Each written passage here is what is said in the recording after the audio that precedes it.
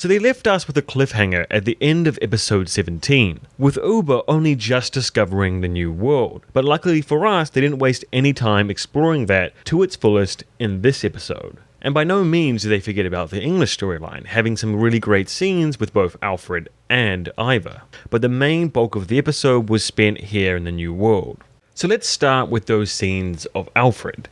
As I said in the previous video, Alfred still deals with bouts of illness, a condition that Vikings took from his real-life historical counterpart, and much like Ivar's disability, it's been the greatest challenge he's had to overcome. So even though he's built up this pretty formidable reputation and demonstrated his prowess as a strategist and commander, the people were still worried because they really rely on him, and when the time comes, he may not be in the condition he needs to lead their forces. Just in the last episode, Alfred explained how he is the soul of Wessex. Even if the Viking forces can drive them out of their homes and push them to the brink, as long as they still have that uniting symbol, they can survive. So we can see how devastating it is when he does fall sick and leaves their forces leaderless. So Alfred, knowing this reality full well, has to keep pushing on even when his limits are reached. If he falters in front of his men, if he can't rally the troops, then all will be lost. It was pretty cool to see him get this kind of makeover scene though, where they cut off his hair and he comes out looking all badass, like ready to take down some Viking scum.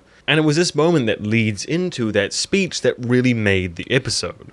Wessex is being put in this very unenviable position. They can choose to enter into a massive battle and fight off these Vikings, possibly losing everything. Or they could do as many other kingdoms have done, making concessions and surrendering to make sure that their kingdom can still live in some kind of peace. But at this crucial crossroads, it seems Alfred's decided to make his vision of Wessex come true, to have it be a beacon of light in England as a Christian nation, as a Saxon nation. And it very much seems that that message did resonate with his people.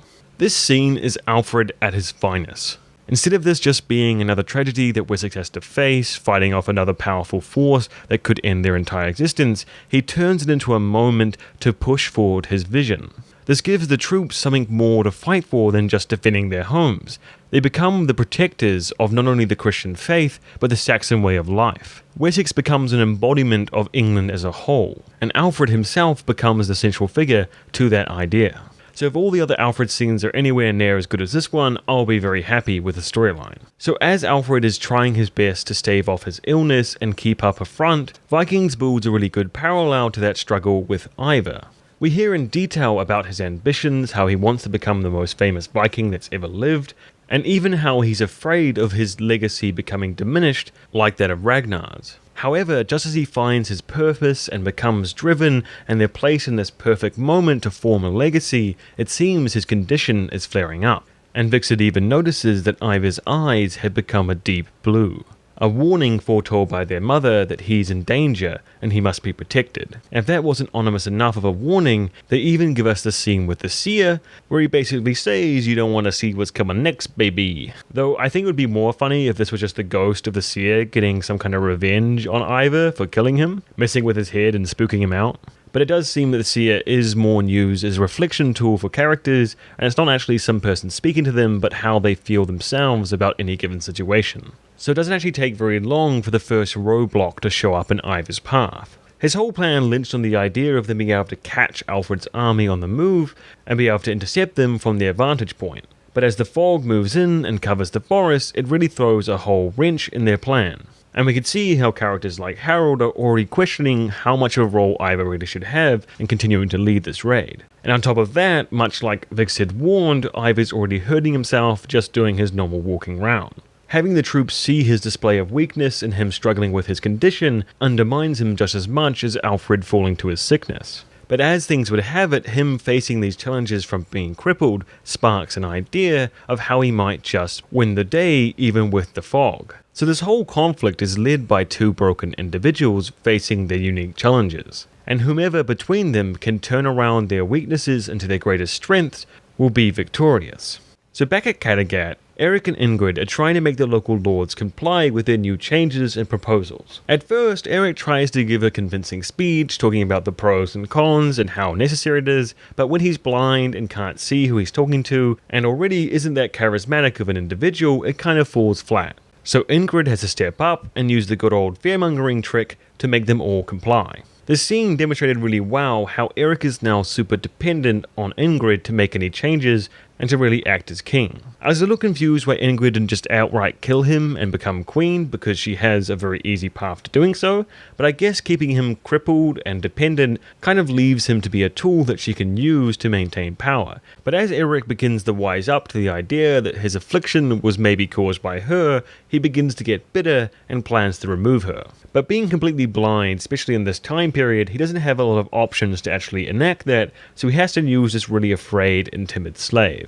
So I can definitely imagine this whole plan falling to pieces, and the whole place turning into a shit show like Harold wanted. So the almost zombified crew of Ubbe's ship make it to land after a long journey from Greenland. And unlike the barren wastelands they found that first time, this one has trees, grass, animals, and most importantly, food and water.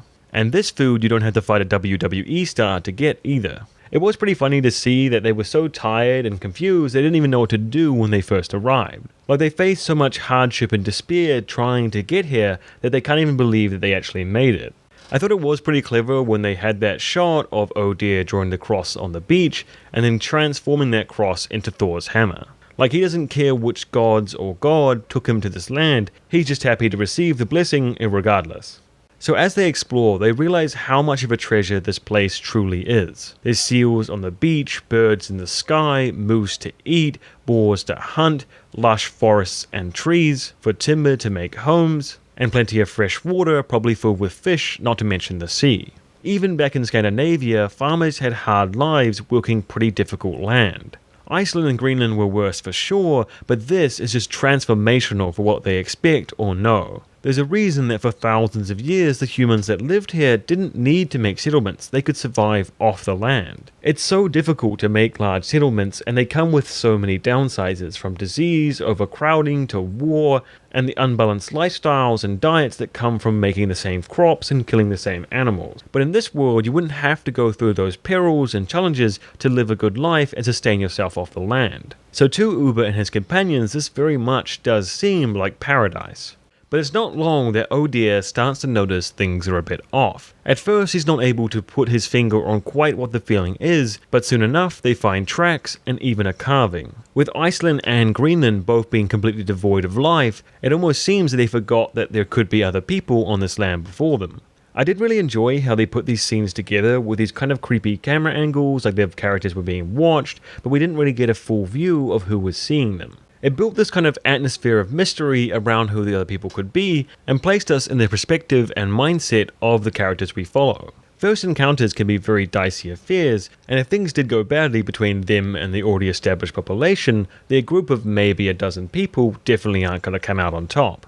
So they decide to go for a careful and peaceful approach, laying out a set of gifts as a way of saying we're friendly. And much to their luck, they receive gifts in exchange, which I imagine is a better reception than most Viking parties normally get. One of my favourite things of the episode that Vikings clearly put a lot of attention into was this carefully crafted sound and feel of the new world. They gave us a huge variety of bird sounds, animal howls, and the calls of what they call skrælings, which I imagine is some kind of translated word to mean native. Don't fact check me. So after a while, the party gets increasingly uncomfortable with just sitting around and waiting for something to happen. It seems at the moment that they have no aggressive feelings towards them, but they can't really know what these people think, and they don't know if they'll change their minds if they keep sticking around. So as a group, they decide it's time to make first contact. So as they explore around, we get more of the creepy noises and shots. They kind of drawed out the whole sequence, giving us no real clue of what's going to happen next, and making us sit in suspense. And then finally they come across that abandoned village that looks so ominous, and they know something's wrong. Then boom, ambush comes out, they're surrounded, and they finally meet their gracious hosts. But much like the Ivar storyline, they leave it as a cliffhanger, because of course they would. Classic Vikings move there. Now I gotta say, this might just be my favourite episode of the whole season. It's hard to compare with the Björn one because it's kind of scratching a different itch, but I definitely loved every moment of the episode, and I was super drawn into all of the interesting places we were going to, and of course I'm a big simp for Alfred, and that speech he put out proved that you should be too. So episode 19 has been set up really well, and I cannot wait to see what they have in store for us there. And I must say that I really appreciate all you guys who have been commenting and coming back for every single review of this season. It's been so fun to engage with your ideas. Thanks a bunch.